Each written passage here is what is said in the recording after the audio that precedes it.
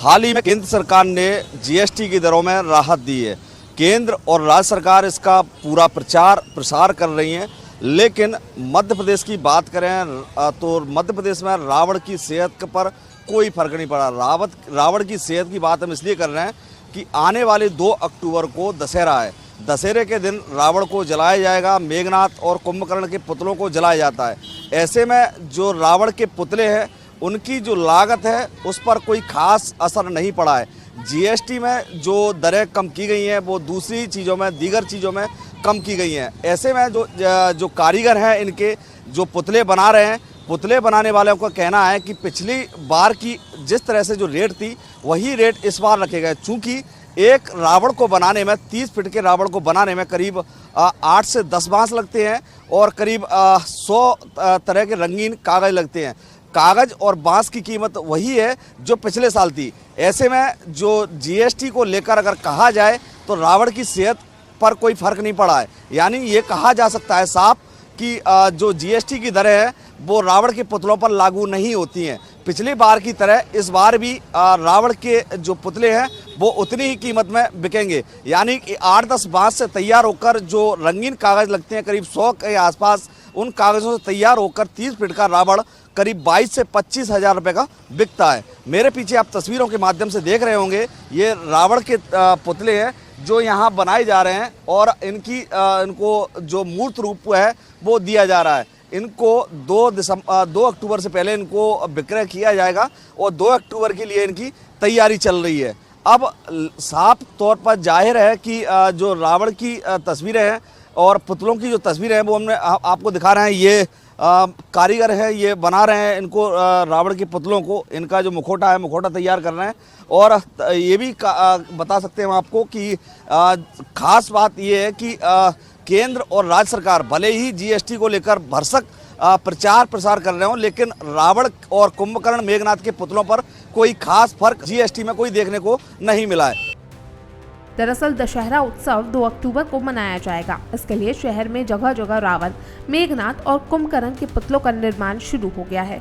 शहर में 10 से अधिक स्थानों पर कारीगर रावण के पुतले तैयार कर रहे हैं। शहर में दशहरा पर 100 से अधिक छोटे बड़े स्थानों पर रावण दहन किया जाएगा। जीएसटी की दरों में आई गिरावट का बहुत ज्यादा असर लेकिन इस पर दिख नहीं रहा।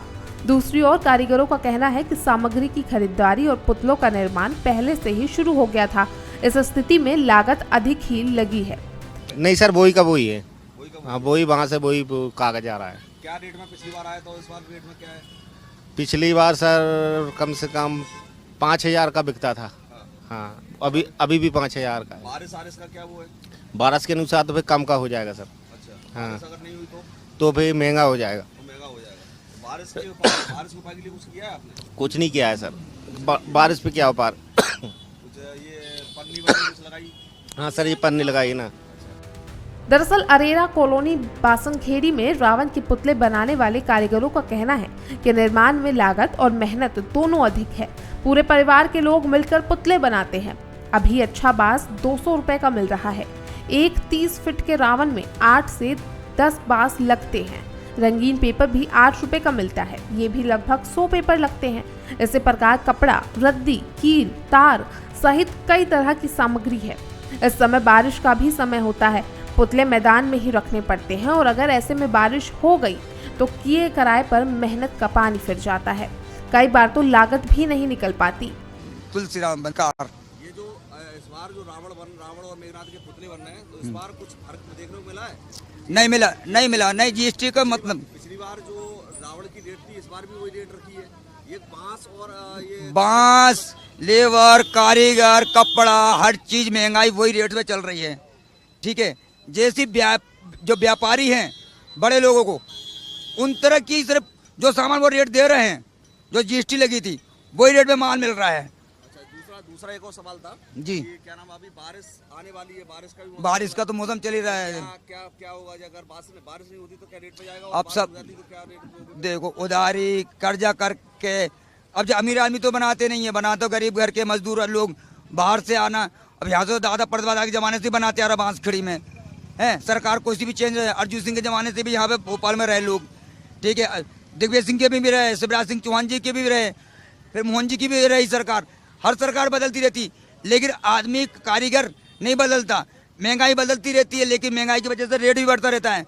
जीएसटी क्या है कोई गरीब आदमी नहीं जानता, उनको जो पता है कि हमें सामान खरीदना है। अभी जैसे बारिश होने वाली है, बारिश का भी मौसम हो रहा है, बहुत परेशान है लोग। आप देखिए, ये पहले महीने भर से पहले हो जाता था, अभी यहाँ से आप कैमरा घुमाइए तो यहाँ से लेके वहाँ तक कितने बार चेहरे बदल दिए। लोग रात दिन, बहनें बेटी मजदूर लोग रात भर लगेगा, आशा लगे भगवान बारिश आएगी, फिर कागज चेंज करो। अब कागज तो इतना छोटा तो है नहीं है, पूरा रावण बड़ा है, ठीक है।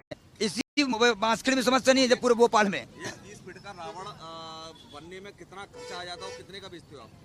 30 फीट का रावण मान लो, 30 फीट का रावण का पुतला बनाया बनने। देखो वो तो क्वालिटी के ऊपर होता है, कोई छोटा बनाता है, कोई बड़ा बनाता है, कोई 30 फीट का बनाता है, कोई 50 फीट का बनाता है। 30 फीट की बात करें, 30 फीट की रावण हाँ। की लागत कितनी आएगी और कितना खर्चा जाता है उसमें? उसमें लागत आ जाती है 5,000 की लागत, क्योंकि उसमें पहले तो बांस खींचना, फिर लेबर उसको छीलती है पिंचियों को, फिर उसमें तार रस्सी सुतली, फिर उसके बाद में अपने न्यूज़पेपर वो लगाना, वो भी खरीद के लाना पड़ता है। कितने का फिर आप उसको?